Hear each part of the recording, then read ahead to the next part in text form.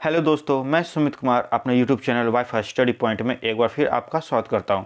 दोस्तों, आज की क्लास में हम बात करने वाले हैं बजट की, जो कि हाल ही में 1 फरवरी को पेश की गई है। तो चलिए बजट की क्लास को हम देखते हैं। इसकी कुछ महत्वपूर्ण बातें को ध्यान देते हैं कि इस बार इस बजट में किस किस बिंदुओं पर ध्यान दिया गया है। दोस्तों, वीडियो को स्टार्ट करने से पहले अगर आपने हमारे चैनल को सब्सक्राइब नहीं किए हैं तो चैनल को प्लीज़ सब्सक्राइब कर लें। तो चलिए दोस्तों, क्लास को स्टार्ट करते हैं। दोस्तों, पहले मैं कुछ बेसिक सी बजट के बारे में आपको बताऊंगा। तो चलिए कुछ बेसिक क्वेश्चन देख लेते हैं। पहले कुछ बेसिक क्वेश्चन को हम जानकारी ले लेते हैं, जो कि अक्सर एग्जाम में पूछे जाते हैं। तो संसद में बजट कौन प्रस्तुत करता है? तो ये वित्त मंत्री के द्वारा पेश किया जाता है। नेक्स्ट है, भारत का पहला बजट किसने पेश किया? तो भारत का पहला बजट जेम्स विल्सन ने किया था। और इन्होंने कब किया था? तो ये 18 फरवरी 1860 में किया था इन्होंने। तो इसे आप याद रखिएगा, ये क्योंकि ये अक्सर एग्जाम में पूछे जाते हैं। चलिए नेक्स्ट देखते हैं, किस प्रधानमंत्री ने संसद में पहली बार बजट पेश किया? तो ये किस प्रधानमंत्री ने किया? तो ये पंडित जवाहरलाल नेहरू जी ने किया था। और इन्होंने कब किया? तो ये 1956 ईस्वी में पेश किया था। और इन्होंने 2 बार बजट पेश किया था। तो पहला तो 1956 में किया था और दूसरा 1958 में किया था। यानी पंडित जवाहरलाल नेहरू जो थे वो 2 बार बजट पेश किए थे। तो चलिए नेक्स्ट देखते हैं, बजट शब्द का अर्थ क्या है? तो बजट शब्द का अर्थ क्या होता है? तो ये एक चमड़े का थैला होता है, यानी लेदर बैग। दोस्तों, आप लोगों ने 2021 से पहले आप लोगों ने देखा था कि जो भी वित्त मंत्री होते थे वो जब बजट संसद में पेश करने जाते थे तो वो एक तरह का वो बैग लेके जाते थे। तो वो चमड़े का थैला रहता था, वो एक लेदर बैग रहता था, उसी में सारे बजट के पेपर उसके अंदर रहते थे। इसलिए बजट शब्द का अर्थ चमड़े का थैला कहलाता है। चलिए नेक्स्ट देखते हैं, संविधान के किस अनुच्छेद में बजट शब्द का प्रयोग किया गया है? तो संविधान किस अनुच्छेद में किया गया है? तो ये किसी में नहीं किया गया है, क्योंकि हमारे संविधान में बजट नाम का कोई शब्द ही नहीं है। क्यों नहीं है? इसलिए कि ये एक इंग्लिश वर्ड है और ये हमें बजट कहीं नाम नहीं है। उसकी जगह हमारा एनुअल फाइनेंशियल स्टेटमेंट के नाम से हमारे अनुच्छेद 112 में है। तो चलिए बढ़ते हैं आगे की ओर। भारतीय बजट प्रणाली का जनक किसे माना जाता है? तो ये किसे माना जाता है? जेम्स विल्सन को ही, क्योंकि इन्होंने ही भारत में सबसे पहला बजट 18 फरवरी 1860 में पेश किया था इन्होंने। चलिए नेक्स्ट देख लेते हैं, संविधान में बजट शब्द का उपयोग क्या है? तो ये अभी मैंने आप लोगों को बताया था, एनुअल फाइनेंशियल सिस्टम यानी वार्षिक वित्तीय विवरण। चलिए नेक्स्ट देखते हैं, और ये किस अनुच्छेद में आता है? तो ये अनुच्छेद 112 में आता है। इसे आप लोग ध्यान दीजिएगा। चलिए बढ़ते आगे की ओर, संविधान के किस अनुच्छेद में वार्षिक वित्तीय विवरण का उल्लेख किया गया है? तो इसे मैंने अभी ही बताया आपको, अनुच्छेद 112। चलिए नेक्स्ट देखते हैं, भारत में पहली बार बजट कब पेश किया गया था? तो भारत में बजट कब पेश किया गया था? तो ये 18 फरवरी 1860 को ही। किनके द्वारा? जेम्स विल्सन के द्वारा। दोस्तों, मैंने ये क्वेश्चन इसलिए इसको लिखा है क्योंकि एग्जाम में इसी तरह बार बार पूछे जाते हैं अलग अलग टाइप से। चलिए नेक्स्ट देखते हैं, हमारे देश की पहली महिला वित्त मंत्री कौन थी? तो दोस्तों, पहली महिला वित्त मंत्री कौन थी? तो ये थी इंदिरा गांधी जी, जो कि प्रधानमंत्री भी रहते हुए उनको वित्त मंत्रालय भी इन्हीं के अंडर में था। और ये कब बनी थी? तो ये 1970-71 में ये वित्त मंत्री थी। चलिए नेक्स्ट देखते हैं, गणतंत्र भारत का पहला बजट किसने पेश किया था? दोस्तों, यहाँ ध्यान देखिएगा, ये गणतंत्र भारत का बात हो रही है। यहाँ सिर्फ भारत का पहला बजट रहता तो ये जेम्स विल्सन हो जाता और 18 फरवरी 1860 में।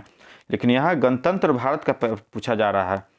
तो ये कौन थे? तो ये थे जॉन मथाई, जिन्होंने 28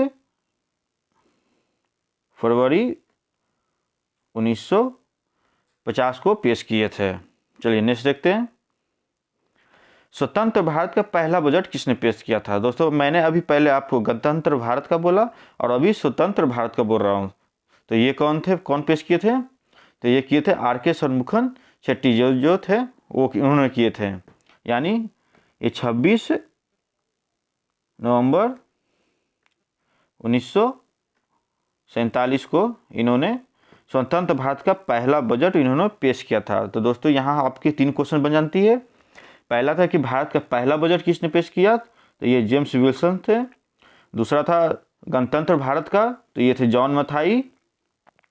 और थर्ड है स्वतंत्र भारत का, तो ये RK षणमुखम शेट्टी जी थे। यानी ये तीनों क्वेश्चन आपके लिए बहुत ही इम्पोर्टेंट है दोस्तों, आप लोग भी इसे याद रखिएगा और नोट डाउन करते चले, क्योंकि क्वेश्चन कहीं से भी पूछा जा सकता है किसी भी एग्जाम में। मैं ये सिर्फ स्पेशली किसी एक एग्जाम के लिए नहीं बोल रहा हूँ, मैं किसी भी एग्जाम के लिए बोल रहा हूँ। चलिए देखते हैं नेक्स्ट। भारत के कितने प्रधानमंत्रियों ने प्रधानमंत्री रहते हुए बजट पेश किया था? यानी कहने का मतलब है कि जो प्राइम मिनिस्टर होते हुए भी उन्होंने वित्त मंत्रालय को भी संभाले रखा था और उन्होंने बजट पेश किया था। तो ये कुल कितने लोग थे? ये 3 थे। और ये कौन कौन थे? तो ये थे जवाहरलाल नेहरू, इंदिरा गांधी और राजीव गांधी। यानी ये भी यहाँ से आपके लिए ये इम्पोर्टेंट पॉइंट निकल आती है दोस्तों। ये था आपके लिए कुछ बेसिक से बजट की क्वेश्चन। अब हम बात करते हैं बजट 2022-23 की, इसमें क्या क्या हुई। तो चलिए बढ़ते हैं आगे की ओर।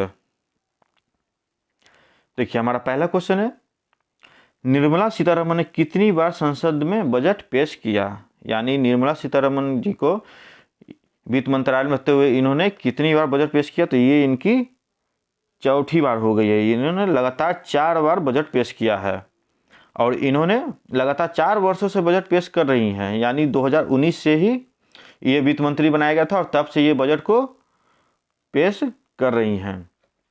एक इम्पोर्टेंट पॉइंट यहाँ पर ये भी है कि ये जो आपके लिए जो वित्तीय वर्ष थी, यानी कहने का मतलब है पिछली साल 2021 और ये आपकी आज की ये 2022, ये दोनों में एक बहुत ही इम्पोर्टेंट फैक्ट है। क्योंकि इससे पहले एक चमड़े का थैला यानी लेदर बैग में ये पहले बजट को पेश किया जाता था, लेकिन इस बार एक डिजिटल माध्यम से ये 2 सालों से बजट को पेश किया जा रहा है। डिजिटली माध्यम से बजट को पेश किया जा रहा है। और यहाँ से एक क्वेश्चन और भी बनता है, वित्त मंत्री जो निर्मला सीतारमण जी हैं वो डिजिटल बजट कितनी बार पेश किए हैं? तो मैंने अभी आपको बोला 2020 और 21, यानी इसका आंसर 2 ईयर्स हो जाएंगे। ये भी आपके लिए इम्पोर्टेंट है और ये भी क्वेश्चन आपसे पूछ सकते हैं। और कौन कौन से ये ईयर हैं? तो ये है आपके 2021-22 का बजट और दूसरा हो जाएगा आपका 2022-23 का बजट। तो यहाँ से मैंने आपके लिए कुछ इंपॉर्टेंट पॉइंट बता दिए। एक क्वेश्चन में मैंने 3-4 आपको पॉइंट्स बता दिए हैं, तो इसे आप नोट डाउन करते चले। चलिए देखते हैं नेक्स्ट क्वेश्चन। अब देखिए हमारे देश की पूर्णकालिक महिला वित्त मंत्री कौन है? दोस्तों यहाँ आप लोग कंफ्यूज मत होना, क्योंकि यहाँ पर पूर्णकालिक की बात हो रही है, यानी फुल टाइम, यानी सिर्फ इन्हें एक ही मंत्रालय मिला है, यानी कोई दूसरा मंत्रालय नहीं मिला है।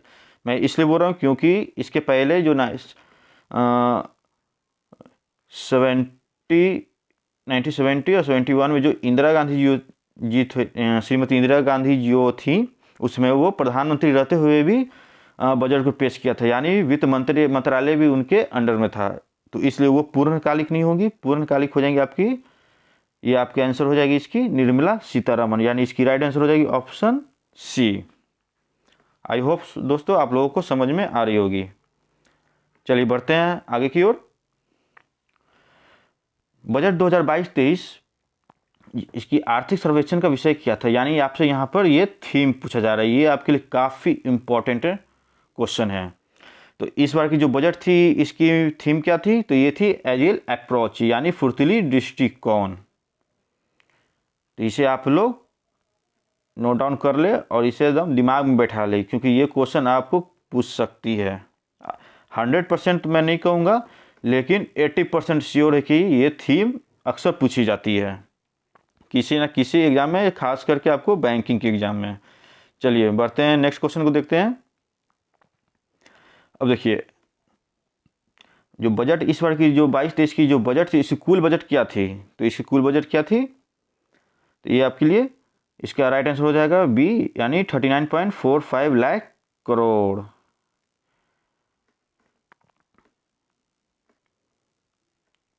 चलिए बढ़ते हैं आगे की ओर, देखते हैं नेक्स्ट। अब देखिए, किसानों को गेहूं और धान को भी आप ध्यान रखिए, क्योंकि क्वेश्चन कहीं से आपको पूछ सकता है। आप कोई किसी क्वेश्चन में आपको ये गेहूं और धान या आपको देगा नहीं, ऑप्शन में दे देंगे कि एमएसपी के सीधे कितने रुपए का भुगतान किया जाएगा।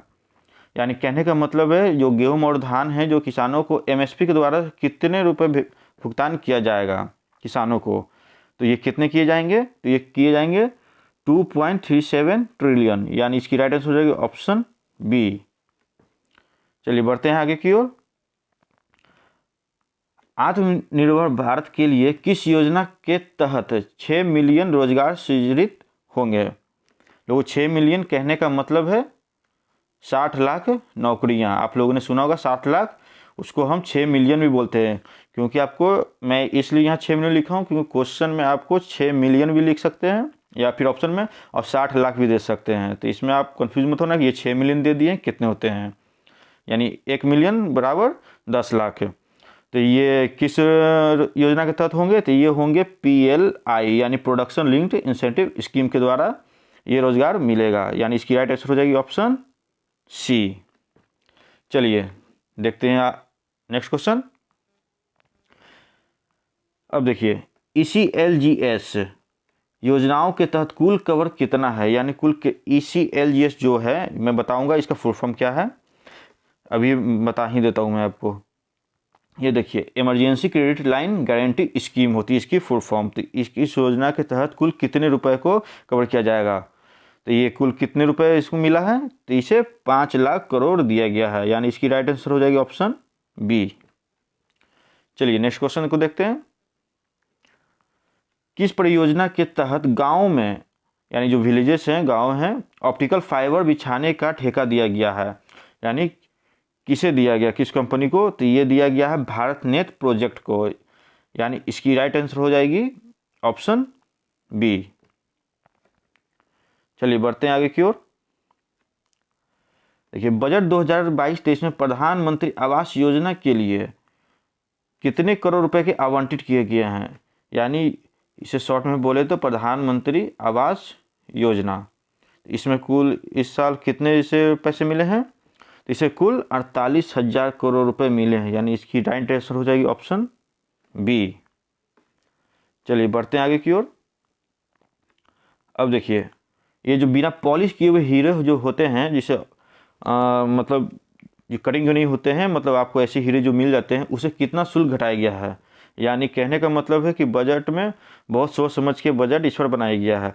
ये बिना पॉलिश किए हुए बात कर रहे हैं।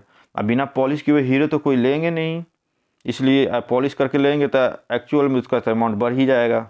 ये देख लीजिए हमारे बजट का ये सब नियम क्या क्या बना के रखे हैं। तो ये कितना शुल्क घटाया गया है, तो ये 5% घटाया गया है। अभी तो इन्होंने 5% घटा दिया है, अब बाद में पॉलिश करके लेंगे तो आपसे 15% ले लेंगे। ये है हमारे देश का बजट। खैर कोई बात नहीं, इसकी राइट आंसर कितनी हो जाएगी, ऑप्शन बी। चलिए नेक्स्ट क्वेश्चन को देखते हैं। कौन सा बैंक भारत में डिजिटल रुपया पेश करेगा, यानी डिजिटल रुपया कौन पेश करेगा, तो ये करेगा हमारा RBI, यानी रिजर्व बैंक ऑफ इंडिया। इसकी राइट आंसर हो जाएगी ऑप्शन ए। क्योंकि हमारी जो फाइनेंस मिनिस्टर जो निर्मला सीतारमण जी हैं, इन्होंने डिजिटल मुद्रा बोले या फिर डिजिटल रुपया बोले, दोनों में कंफ्यूज मत होना, दोनों सेम ही हैं, डिजिटल मुद्रा या फिर डिजिटल रुपया। ये भारत के केंद्रीय बैंकों को द्वारा ब्लॉकचेन यानी क्रिप्टो करेंसी, एक तरफ से समझ लीजिए ब्लॉकचेन, और अन्य तकनीकों द्वारा उपयोग करके इसको पेश किया जाएगा। तो ये कौन करेगा, हमारा RBI। तो यहाँ RBI की बात हुई है, तो RBI से कुछ रिलेटेड फैक्ट्स देख लेते हैं। तो ये RBI की स्थापना कब हुई थी, तो ये 1 अप्रैल 1935 को हुई थी। और दोस्तों, अगर आपसे ये एक्ट पूछ लिया जाए कि RBI एक्ट कब बनी थी, तो ये आपकी 1930 34 हो जाएगी। इसके हेडक्वार्टर कहाँ है? तो मुंबई। ऐसे आरबीआई के गवर्नर कौन है? तो शक्तिकांत दास जी हैं। चलिए नेक्स्ट क्वेश्चन को देखते हैं। वर्चुअल एसेट्स के ट्रांसफर पर कितना टैक्स लगेगा, यानी how much tax will be lived on the transfer of virtual assets. तो ये कितने लगेंगे? तो ये 30% लगेंगे, यानी इसकी राइट आंसर हो जाएगी ऑप्शन बी। दोस्तों मैंने इसमें कुछ इंपॉर्टेंट ही क्वेश्चन मैंने आपको इसमें बता रहा हूँ, मैं पूरी खिचड़ी नहीं घाट रहा हूँ। जो आपके एग्जाम के पॉइंट ऑफ व्यू से इंपॉर्टेंट है मैं बस उसी को आपको डील करूँगा। चलिए नेक्स्ट है, वित्त मंत्री हमारी जो निर्मला सीतारमण जी हैं, उन्होंने 2022-23 के लिए पूंजीगत व्यय में कितनी की वृद्धि की घोषणा की है। तो ये कितनी वृद्धि घोषणा की है? तो ये 35% की घोषणा की है, यानी इसकी ऑप्शन हो जाएगी ऑप्शन सी 35%। चलिए नेक्स्ट देख लेते हैं। देखिए अभी मैंने आपको बिना पॉलिश किए हुए हीरे की बात की थी, अब यहाँ देखिए कटे और तराशे हुए हीरे, आगे नहीं बात। तो सीमा शुल्क को घटाकर कितने प्रतिशत कर दिया गया है? तो ये कितने कर दिया गया है? तो ये 5% कर दिया गया है। इसकी राइट आंसर हो जाएगी ऑप्शन ए। चलिए नेक्स्ट देखते हैं। देखिए छतरियों पर सीमा शुल्क को कितना बढ़ा दिया गया है? तो ये कितना बढ़ा दिया गया है? तो ये 20% बढ़ा दिया गया है, यानी इसकी राइट आंसर हो जाएगा ऑप्शन बी। चलिए बढ़ते हैं आगे की ओर। देखिए हमारा जो बजट 2022-23 है उसकी प्रस्तुति के बाद निम्नलिखित में से कौन सी वस्तु महंगी हो जाएगी? अब देखिए यहाँ महंगी हो जाएगी वस्तु। अब देखिए तो इसकी तो कौन सी वस्तु महंगी हो जाएगी? तो ये हो जाएगी ऑप्शन ए अम्ब्रेला। तो ये क्या है?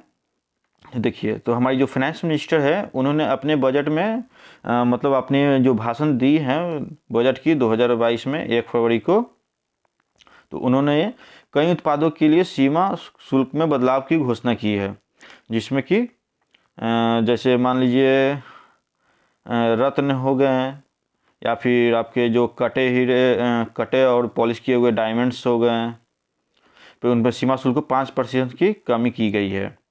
और तो और इसमें जो आर्टिफिशियल गहने हैं और रसायनों पर जो सीमा शुल्क भी जो कम कर दिया गया है, जबकि छतरी पर सीमा शुल्क को बढ़ाकर 20% कर दिया गया है। कुछ इस तरह से इनकी बजट पेश हुई है। बढ़ते हैं आगे की ओर। अब देखिए नेक्स्ट क्या हमारी वित्त मंत्री निर्मला सीतारमण ने बजट पेश करते हुए कितने प्रतिशत की दर से बढ़ने की उम्मीद कही है? तो ये कितने प्रतिशत बढ़ने की उम्मीद कही है? तो ये है 9.27%, यानी इसकी राइट आंसर हो जाएगी ऑप्शन डी परसेंटेज सब में छूट गई है। चलिए बढ़ते हैं आगे की ओर। देखिए अगले 3 वर्षों में यात्रियों के लिए, मतलब आने वाले 3 वर्षों की यहाँ बात हो रही है, उच्च दक्षता और बेहतर सुविधाओं वाली कितनी नए पीढ़ी की वंदे मातरम ट्रेन को विकसित की जाएंगी? तो ये कितने वंदे मातरम ट्रेन की बात की गई है? तो ये इसकी आंसर हो जाएगी ऑप्शन सी 400, यानी आने वाले 3 सालों में 400 वंदे भारत ट्रेन और लॉन्च किए जाएंगे। यानी देख लीजिए ये जो बजट है ये 2022-23 की नहीं, ये 2025 तक पहुंच गए हैं, यानी हर साल इसके लिए भी बजट पेश होते रहेंगे। अभी 400 बोल दिए, फिर अगले बार फिर बोलेंगे इतने पैसे घट गए इसमें। ये सब प्लानिंग के साथ की गई है। बढ़ते हैं आगे, नेक्स्ट क्वेश्चन देखते हैं अब हम लोग। अब देखिए कोर बैंकिंग सिस्टम पर कितने डाकघर आएंगे? तो ये जो कोर बैंकिंग है इस पर कितने डाकघर आएंगे? तो ये आएंगे कुल 1.5 लाख, यानी इसकी राइट आंसर हो जाएगी ऑप्शन डी। अब इसमें देख लीजिए ये जो 1.5 लाख जो डाकघरों में से 100% बैंकिंग प्रणाली, जो बैंकिंग के जो सिस्टम है उस पर आएंगे, जिससे कि वित्तीय समावेशन और जो हमारी जो नेट बैंकिंग जो चलती हैं ATM वगैरह उसके माध्यम से खातों तक पहुंच जाएगा। यानी ये कोई आप सिंपल लैंग्वेज में समझे तो अब हमारा जो डाकघर है, जो पोस्ट ऑफिस है, वो मतलब फुल्ली एक बैंकिंग सिस्टम बनने वाली है। आधी तो बन चुकी है, लेकिन इस ये जो सिस्टम लॉन्च करने से इसे पूरी तरह से एक बैंकिंग बन जाएगी। और तो और कहते हैं इसमें जो बैंक खातों के बीच धन का जो ऑनलाइन हस्तांतरण भी उपलब्ध होगा। यानी इसे बैंक से लिंकअप कर दिया जाएगा। चलिए नेक्स्ट देखते हैं। अब देखिए, ये जो डिजिटल संपत्ति है, वो जो क्रिप्टो करेंसी के हस्तांतरण से होने वाले आय पर कितना टैक्स के साथ ही लेनदेन पर 1% टैक्स लगाया जाएगा। तो ये कितना लगाया जाएगा, तो ये 30% के साथ है 1% टैक्स, यानी TDS बोले वो लगाएगा ये। चलिए देखते हैं नेक्स्ट क्वेश्चन। अब देखिए, वित्तीय वर्ष जो हमारा जो 2022-23 के लिए जो निर्धारित राजकोषीय घाटा का लक्ष्य क्या है, यानी इन्होंने ये अनुमान भी लगा लिया है कि हमारा घाटा कितना होगा। तो ये कितना होने वाला है, तो ये 6.4% की, यानी इसकी राइट आंसर हो जाएगी ऑप्शन डी। चलिए नेक्स्ट देखते हैं। अब देखिए, जिनकी आय 1 करोड़ रुपए से 10 करोड़ रुपए के बीच है, तो उनके लिए सहकारी समितियों के अधिभार 12% से घटाकर कितना किया जाएगा। तो ये 12% घटाकर कितना कर दिया जाएगा, तो ये 7% कर दिया जाएगा। यानी जिसकी ज़्यादा कमाई है उनके लिए ऐसा फ़ायदा, जिसकी कम इनकम है उनके लिए पता नहीं क्या क्या। और हाँ, एक बात मैं बताना भूल गया, और इस बार जो टैक्स का जो स्लैब था वो उसमें कुछ भी चेंजेस नहीं की गई हैं। वो जो जैसे जो पिछली साल थी, मतलब लास्ट ईयर थी, उसी तरह इस साल भी है। चलिए नेक्स्ट देख लेते हैं। जो निर्मला सीतारमण ने करदाताओं के लिए एक नए कर यानी टैक्स नियम की घोषणा की है, जहां की एक करदाता करों के भुगतान पर कितने अद्यतन रिटर्न दाखिल कर सकता है। तो ये कैसे कर सकता है, तो ये 2 साल, यानी इसका राइट आंसर हो जाएगा ऑप्शन बी। चलिए देखते हैं नेक्स्ट।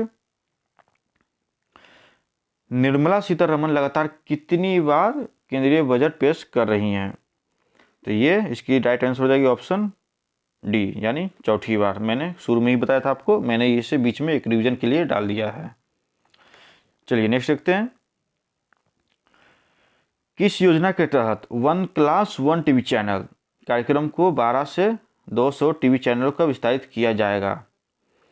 तो ये किस योजना के तहत किया जाएगा, तो ये किया जाएगा प्रधानमंत्री ई विद्या के द्वारा, यानी इसकी राइट आंसर हो जाएगी ऑप्शन ए। ये जो PM ई विद्या जो है, इसमें एक चैनल के कार्यक्रम से 12 से बढ़ाकर 200 टीवी चैनलों को विस्तारित किया जाएगा। और तो और इसमें हम एक बात करें तो इससे जितने भी जो राज्य हमारे जो स्टेट हैं उसमें क्लास 1 से लेकर 12 तक क्षेत्रीय भाषाओं में पूरक शिक्षा प्रदान कर सकेंगे। कहने का मतलब है, अभी फ़िलहाल 12 चैनल ही चल रहे हैं, लेकिन 200 चैनलों को लॉन्च करने की विस्तारित की जा रही है, ताकि जो लॉकडाउन जो होती हैं, जो बच्चे गवर्नमेंट स्कूल में पढ़ते हैं वो तो ऑनलाइन उतनी कर नहीं पाते हैं, तो उसके लिए उन्होंने चैनलों को प्रसारित करेंगे और चैनल बढ़ाएंगे, मतलब 200 तक बढ़ाएंगे, जिससे कि वो बच्चे टीवी से ही पढ़ सकेंगे। यानी जिनके पास जो सुविधा नहीं है, अभी भी बहुत सारे लोगों के पास मोबाइल, लैपटॉप, नेट की सुविधा जैसी नहीं है, उसके लिए ये एक पहल की गई है। तो ये तो एक अच्छी बात है। चलिए नेक्स्ट देखते हैं। अब देखिए, जनवरी 2022 के महीने के लिए GST संग्रह क्या है। ये जो हमारे जो पिछली जो मंथ है 2022 की जनवरी, उसमें GST कलेक्शन कितनी हुई है, तो ये कितनी हुई है, तो इसकी राइट आंसर हो जाएगी ऑप्शन डी, यानी 1,40,986 करोड़ रुपए। ये जो टैक्स की स्थापना के बाद सबसे अधिक सकल GST जनवरी 2022 में के महीने में कुल इतने रुपए की, यानी 1,40,986 करोड़ की कलेक्शन हुई है। तो ये क्वेश्चन आपके लिए बहुत ही इंपॉर्टेंट हो जाएगी, क्योंकि अब तक का सबसे ज़्यादा कलेक्शन है। तो ये जो भी डिजिट है इसे आप ध्यान रखिएगा, यानी 1,40,986। ये बैंकिंग के क्वेश्चन में ये आते हैं, बैंकिंग के एग्जाम में ज़्यादातर डिजिट ही पूछते हैं। चलिए देखते पढ़ते हैं अपने अगले क्वेश्चन की ओर। अब देखिए, 14 क्षेत्रों में उत्पादन से जुड़ी प्रोत्साहन योजनाओं को कितने नए रोजगार सृजित करेंगे। यानी जो मैंने आपको अभी पहले बताया था, जो PLI सिस्टम आपको ध्यान होगा, तो ये कुल कितने रोजगार इसे देंगे, तो ये 60 लाख देंगे। और 60 लाख को हम शॉर्ट में क्या बोल सकते हैं, 6 मिलियन भी बोल सकते हैं। चलिए नेक्स्ट देखते हैं। अब है उद्यम रक्षा और उद्यम रक्षा और शिक्षा के लिए रक्षा और विकास यानी DRDO, रक्षा अनुसंधान और विकास को रक्षा अनुसंधान और विकास बजट के लिए कितने, यहाँ दोस्तों थोड़ी स्पेलिंग मिस्टेक हो गई है, डबल डबल लिखा गई है, यानी सिंपल DRDO आप समझिए, वो जो है उसके लिए कितने प्रतिशत पूरा किया जाएगा, तो ये कितने किया जाएगा, तो ये 25% तक किया जाएगा, यानी इसकी ऑप्शन हो जाएगी ऑप्शन बी राइट आंसर। चलिए नेक्स्ट क्वेश्चन देखते हैं। देखिए, वित्त मंत्री ने गैर सूचीबद्ध शेयरों पर अधिभार को 28.5% से घटाकर कितने प्रतिशत करने की घोषणा की है, यानी जो सरचार्ज जो है उसमें रिडक्शन करने वाली, उसमें 28.5% से घटाकर कितनी करेंगी, तो ये 23% करेंगे, यानी इसकी राइट आंसर हो जाएगी ऑप्शन डी। चलिए नेक्स्ट क्वेश्चन देखते हैं। देखिए, जो 2022-23 में PM आवास योजना के चिन्हित लाभार्थियों के लिए कितने घरों का निर्माण का कार्य पूरा कर लिया जाएगा, तो ये जो प्रधानमंत्री आवास जो योजना है उसके लिए कितने घरों का निर्माण कर लिया जाएगा, तो ये कुल 80 लाख घरों को निर्माण किया जाएगा, यानी इसकी राइट आंसर हो जाएगी ऑप्शन सी। और इसके लिए चलिए नेक्स्ट क्वेश्चन देखते हैं। भारत में सबसे लंबा बजट भाषण देने का रिकॉर्ड किसके नाम है, तो ये जो सबसे लंबा जो बजट भाषण देने का रिकॉर्ड जो जिन्होंने दिया है, जो रिकॉर्ड तोड़ा, उन्होंने खुद अपना ही रिकॉर्ड तोड़ा है, तो वो है हमारी फाइनेंस मिनिस्टर प्रेजेंट की निर्मला सीतारमण, यानी इसकी राइट आंसर हो जाएगी ऑप्शन ए। दोस्तों, ये जो फाइनेंस मिनिस्टर हमारी सीतारमण जी जो हैं, भारत में सबसे लंबा बजट भाषण देने का रिकॉर्ड खुद ही तोड़ी हैं। इन्होंने पिछले बजट में 2 घंटे 17 मिनट तक इन्होंने बजट को समझाया था, बताया था संसद में। और ये 2022 में कितने मिनट इन्होंने कितने आवर दिए हैं, तो ये अपने रिकॉर्ड को तोड़ते हुए 2 घंटा 42 मिनट तक लगातार ये अपने बजट को पेश किए हैं संसद में। चलिए नेक्स्ट क्वेश्चन देखते हैं। ये जो NPS है, NPS में नियोक्ता के योगदान हेतु कटौती केंद्र सरकार के कर्मियों के बराबर राज्य सरकार के कर्मचारियों के लिए 10% से बढ़ाकर कितना हो गई है, तो ये कितना हो गई है, तो ये 14% हो गई है, यानी इसकी राइट आंसर हो जाएगी ऑप्शन डी। चलिए नेक्स्ट क्वेश्चन देखते हैं।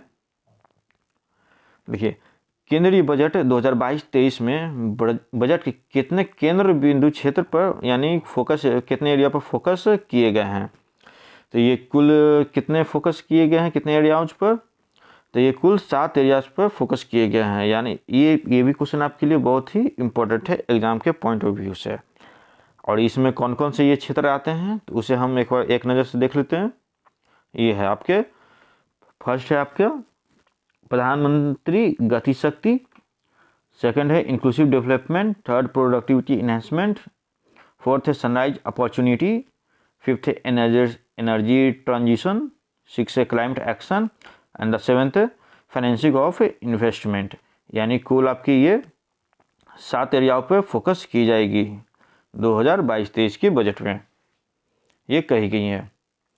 चलिए नेक्स्ट क्वेश्चन देखते हैं। अब देखिए, ये जो केंद्रीय बजट 2022-23 में बजट के कितने केंद्र बिंदु यानी फोकस से प्रस्तुत किए गए हैं, ये क्वेश्चन तो ये नहीं है दोस्तों, ये तो मिस्टेक हो गई है, मैं इसे आपको इंग्लिश में समझा देता हूँ। ये जो डिजिटल बैंकिंग सिस्टम जो है उसमें 75 जिलाओं को शेड्यूल किया गया कमर्शियल बैंक के द्वारा, तो ये कुल कितने मतलब डिजिटल बैंकिंग सिस्टम लाएंगे ये 75 जिलों में, तो ये 75 जिलों में लाएंगे 75 डिजिटल बैंकिंग सिस्टम, यानी इसकी राइट आंसर हो जाएगी ऑप्शन सी। आई होप इसे आपको थोड़ी सी दिक्कत हुई होगी, लेकिन आप इसे एक बार रीडिंग करेंगे तो आपको इसकी समझ हो जाएगी। तो चलिए अब बढ़ते हैं आगे की ओर। अब देखिए कुछ महत्वपूर्ण बिंदुओं को मैंने दिया है, एक नज़र में आप इसे देख लें ताकि आपको रिवीजन हो जाए। आपको जो क्वेश्चन उसमें जो मैंने क्वेश्चन में नहीं बताया, जो आपको यहाँ पर दिखने को मिल जाएगी। तो देखिए ई पासपोर्ट 2022-23 से ही जारी किए जाएंगे। इससे नागरिकों के लिए सुविधा बढ़ेंगी। कैसे बढ़ेंगी? क्योंकि इस बार जो ई पासपोर्ट जो बनेंगे उसमें अब एक चिप लगी हुई, जैसे आजकल आपके एटीएम में चिप लगी हुई होती है, उसी तरह। आप लोगों ने सोचा होगा कि मैंने ये सब क्वेश्चन आपको क्वेश्चन में दिया बताया नहीं, यहाँ वन लिनियर में आपको बता रहा हूँ। आप टेंशन ना लो, आपके लिए कोई भी एक क्वेश्चन मैं छोड़ने वाला नहीं हूँ। चलिए नेक्स्ट देखते हैं।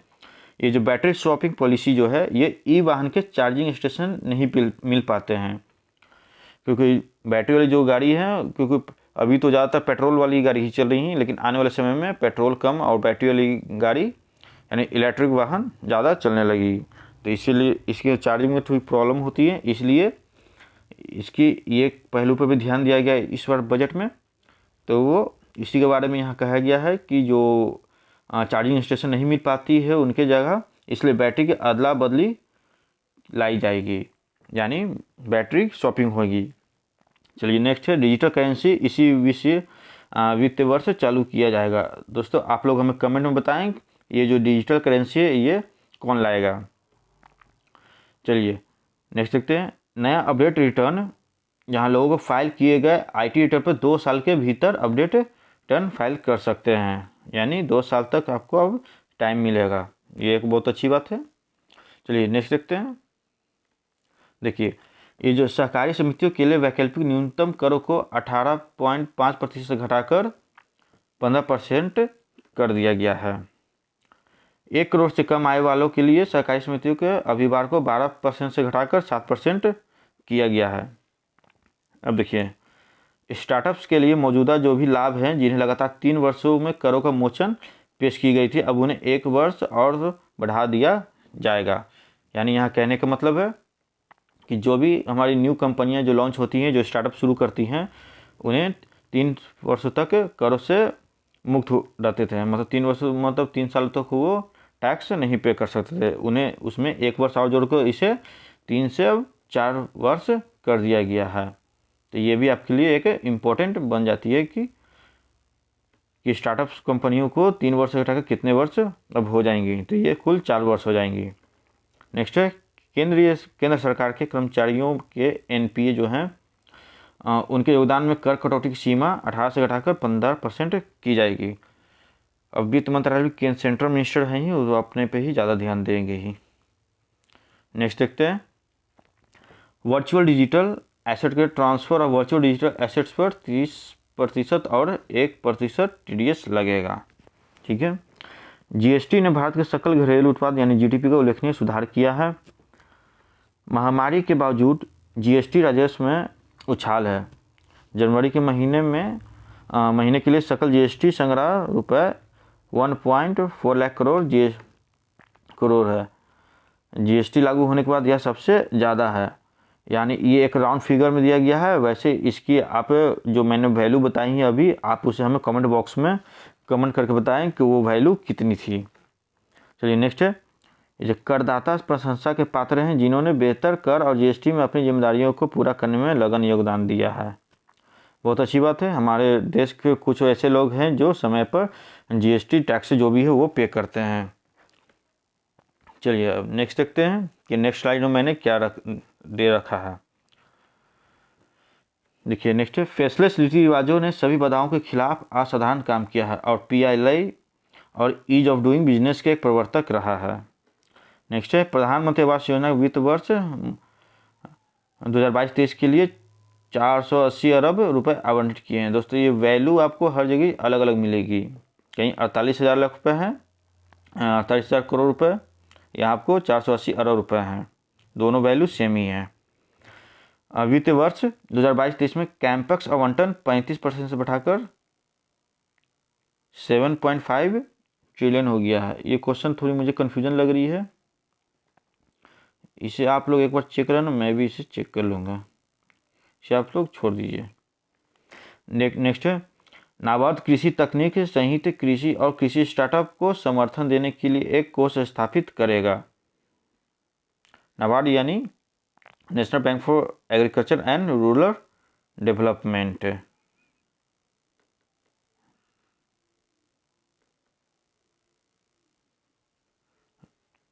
चलिए नेक्स्ट देखते हैं।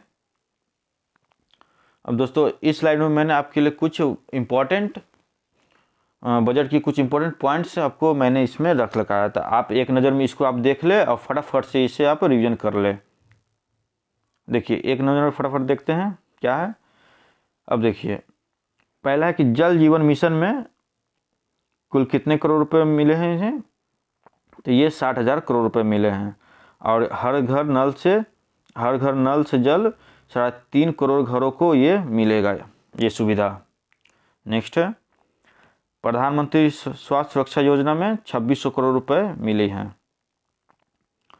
प्रधानमंत्री ग्राम सड़क योजना में 19,000 करोड़ रुपए। प्रधानमंत्री आवास योजना में 48,000 करोड़ रुपए, और जिसमें 80 लाख मकानों को बनाया जाएगा। नेशनल हेल्थ मिशन 37,800 करोड़ रुपए मिले हैं, यानी स्वास्थ्य डिपार्टमेंट को। आत्मनिर्भर भारत रोजगार योजना में 6400 करोड़ रुपए मिले हैं। नेशनल हाईवे विस्तार के लिए 20,000 करोड़, जो कि 25,000 किलोमीटर तक चौड़ीकरण, मतलब 25,000 किलोमीटर की सड़कें बनाई जाएंगी। केन बेतवा नदी जोड़ने के लिए 44,000 करोड़ रुपए राशि आवंटित हुई है। पूर्वोत्तर के विकास के लिए 1,500 करोड़ रुपए, यानी ये पूर्वोत्तर नॉर्थ ईस्ट बोले तो इधर आपका सिक्किम, अरुणाचल प्रदेश वगैरह जो भी है। नेक्स्ट है, राज्यों की मदद के लिए 1 लाख करोड़ आवंटित किए गए हैं, यानी जो भी स्टेट हैं वो उन्हें 1 लाख करोड़ दिया जाएगा। और इसमें जो राज्यों को 50 साल के लिए बगैर ब्याज के कर्ज भी दिया जाएगा, ये बहुत अच्छी बात है। अब हमारे जो भी स्टेट हैं वो सेंट्रल से 50 साल के लिए लोन उठा सकते हैं और भरते रहेंगे, बाकी सरकारें बदलती रहेंगी। चलिए नेक्स्ट देखते हैं। देखिए एक नज़र और मैंने रखा है, इसे आप स्क्रीनशॉट भी ले सकते हैं। देखिए फटाफट से इसको देख लें। 5 सालों में 60 लाख नई नौकरियां मिलेंगी आपको। 1 साल में 80 लाख आवास बनेंगे। 2.37 लाख करोड़ की MSP सीधे खाते में जाएंगी किसानों को, जिसमें आप ये हमें बताएं कमेंट करके कि ये कौन कौन सी फसल की बात की गई है इसमें। राज्य सरकार कर्मचारियों NPS में 14% का अंश दे सकेंगे। एम्बेड चिप वाले ई पासपोर्ट बनेंगे, यानी मैंने आपको बोला था कि ई पासपोर्ट में एक चिप लगाया जाएगा। 5G मोबाइल सेवाएं शुरू होंगी, वो तो ऐसी भी शुरू होने वाली हो ही चुकी हैं। RBI डिजिटल रुपया जारी करेगा और 1.5 लाख डाकघरों को कोर बैंकिंग से जोड़ा जाएगा। आप इसे स्क्रीनशॉट भी ले सकते हैं। दोस्तों ये था हमारे बजट 2022-23 के कुछ इंपॉर्टेंट क्वेश्चन, जो कि मैंने आपको हर तरफ से पूरी तरह से जानकारी देने की कोशिश की है। दोस्तों अगर आपने हमारे चैनल को अभी सब्सक्राइब नहीं किया तो चैनल को प्लीज़ सब्सक्राइब कर लें। दोस्तों आप लोग को हमारे प्यार और सपोर्ट की बहुत ज़रूरत है, तो प्लीज़ हमारे चैनल को इस तरह सपोर्ट करते रहें। और हमारे नई वीडियो देखने के लिए हमारे चैनल को सब्सक्राइब करें, लाइक ज़रूर करें। और कोई भी डाउट हो तो आप हमें कमेंट सेक्शन में कमेंट करके बता सकते हैं, ताकि मैं उसे सुधार कर सकूं और भी आपको मैं क्वेश्चन ला सकूं। एक बात मैं बताना भूल गया दोस्तों, मैं आप लोगों के लिए एक ESI के लिए क्वेश्चन स्पेशल करंट अफेयर का क्वेश्चन मैं जल्द ही लाने वाला हूं। तो दोस्तों अगर आप लोगों ने ESI की फॉर्म भरी हैं, ESI की तैयारी कर रही हैं, तो प्लीज़ हमारे चैनल को सब्सक्राइब कर लें। आई होप दोस्तों आपको हमारी बातें अच्छी लगी होगी। थैंक यू दोस्तों, नमस्कार।